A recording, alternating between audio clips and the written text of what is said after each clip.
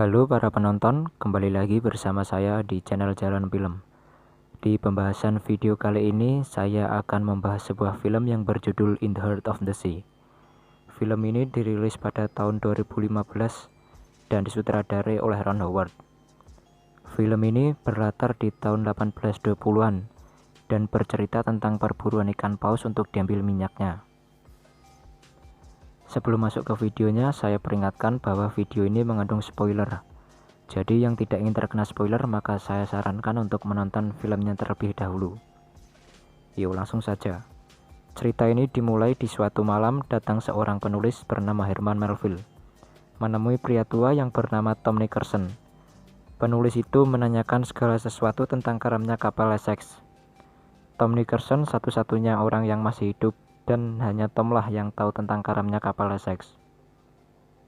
Sang penulis yakin ada misteri di balik karamnya kapal Essex. Akhirnya Tom pun mulai bercerita apa yang sebenarnya terjadi pada kapal Essex. Waktu itu Tom masih berusia 14 tahun dan saat itu kapal Essex adalah kapal terakhir yang berlayar. Maka dari itu Tom dapat kesempatan untuk ikut berlayar. George Pollard adalah kapten dari kapal Essex waktu itu. Essex pun segera berlayar. Malamnya mereka dibagi-bagi tugas oleh Owen Cash. Owen Cash adalah wakil kapten saat itu. Malam pun tiba dan hari berganti. Besoknya kapten meminta ke Owen untuk menambah layar, dan Owen pun menurutinya, walau itu bukan ide yang bagus, karena di depan ada badai. Kapten saat ini sangat tidak berpengalaman. Dan benar saja, Essex pun masuk ke badai itu dengan kecepatan tinggi. Untung saja Owen berhasil mengamankan Essex agar tak karam. Setelah 3 bulan berlayar, mereka pun menemukan di mana para paus itu berada. Akhirnya, berkat Owen satu paus didapatkan, lalu diambil minyaknya. Tom lah yang masuk ke perut ikan paus itu dan mengambil minyaknya. Akhirnya Essex pun melanjutkan berlayar. Setelah sebulan berlayar, mereka belum menemukan paus yang kedua. Persediaan makanan semakin berkurang. Essex pun berlabuh di suatu tempat dan bertemu dengan kapten dari kapal yang lain. Sang kapten bercerita, 5.000 km sepanjang cakrawala ada ratusan paus di sana. Tapi dia di sana dan awak kapalnya diserang oleh paus yang begitu besar. Paus itu menewaskan separuh awak kapalnya. Tapi Owen dan Kapten George percaya dengan kemampuannya dan mulai kembali berlayar ke 5.000 km sepanjang cakrawala. Setelah 14 bulan berlayar, akhirnya mereka sampai di mana ratusan paus itu berada. Dengan wajah yang gembira, mereka mulai memburu paus-paus di sana. Lalu skoci yang ditumpangi Owen seperti ditabrak oleh sesuatu dan berhasil membalikkan skoci itu. Ternyata itu adalah seekor paus yang begitu besar. Owen pun kembali ke Essex untuk memperbaiki skocinya. Lalu ada sesuatu yang kembali menabrak Essex. Owen pun semakin tertantang untuk melumpuhkan paus itu. Tapi paus itu menghancurkan Essex dengan sangat cepat dan begitu mudahnya. Dan sekarang Essex pun mengalami kerusakan yang sangat parah dan air pun mulai masuk ke kapal. Mereka membawa semua perlengkapan dan makanan ke Skoci. Minyak paus yang sebelumnya mereka dapatkan mulai tumpah dan meledak terkena percikan api. Dan Essex pun akhirnya sepenuhnya karam. Para awak yang tersisa terbagi menjadi 3 Skoci. Tapi perjalanan pulang begitu jauh dan tak ada daratan yang terlihat.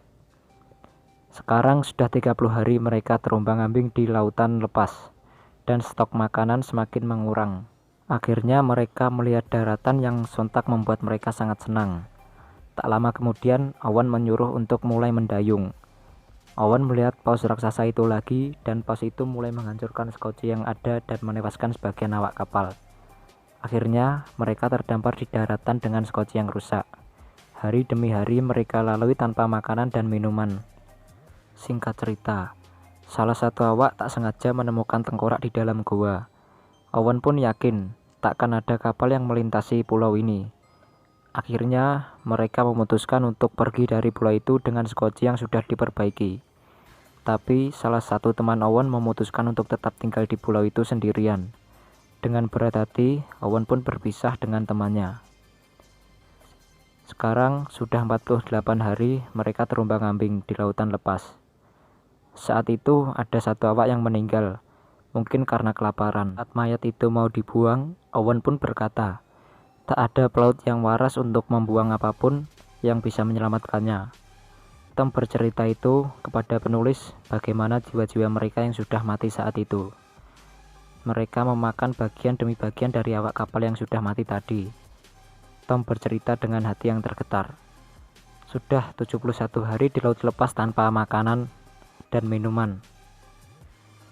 Di Sekoci, Kapten Polar, mereka membuat undian, di mana yang kalah akan membiarkan tubuhnya untuk dimakan awak kapal yang lain. Hal itu memang sangat tragis. Tapi hanya itulah satu-satunya cara untuk bertahan hidup. Suatu hari saat mereka sudah diambang kematian, paus raksasa muncul menghempaskan tubuhnya ke udara. Ternyata selama ini mereka terus diikuti oleh paus itu. Owen pun siap untuk menumbak paus itu, tapi Owen mulai mendadak kasihan saat melihat paus itu. Baginya, sekarang membunuh paus itu bukan prioritasnya. Akhirnya, paus raksasa itu pergi meninggalkannya. Setelah 87 hari, Sekoci Kapten Polar ditemukan oleh sebuah kapal yang melintas.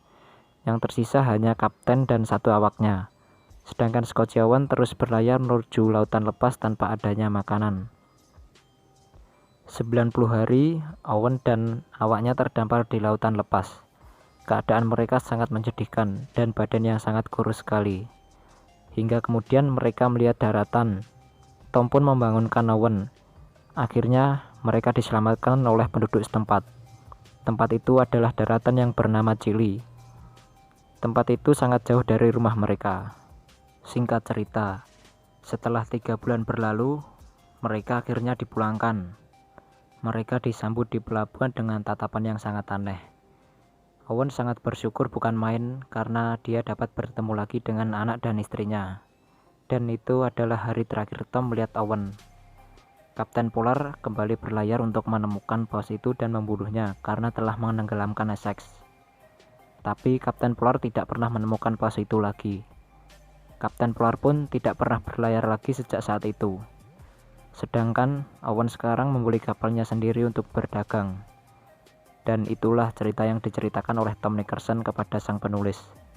Saat itu terdengar ada kabar seorang yang menemukan minyak di dalam tanah. Tom pun bersyukur karena sekarang manusia tidak perlu membunuh paus untuk mendapatkan minyak. Singkat cerita, akhirnya penulis selesai menulis semua apa yang diceritakan oleh Tom Nickerson. Dan penulis pun pergi dari rumah Tom Nickerson. Singkat cerita, Herman Melville pun akhirnya menyelesaikan novelnya di tahun 1850. Dan novel itu menjadi salah satu novel terbaik sepanjang masa yang diterbitkan di Amerika sampai sekarang. Cerita pun selesai. Oh iya, dan jangan sungkan untuk memberikan kritik dan saran untuk video ini, karena itu sangat berguna untuk membantu membangun channel ini agar lebih baik ke depannya. Terima kasih dan sampai jumpa lagi di video selanjutnya.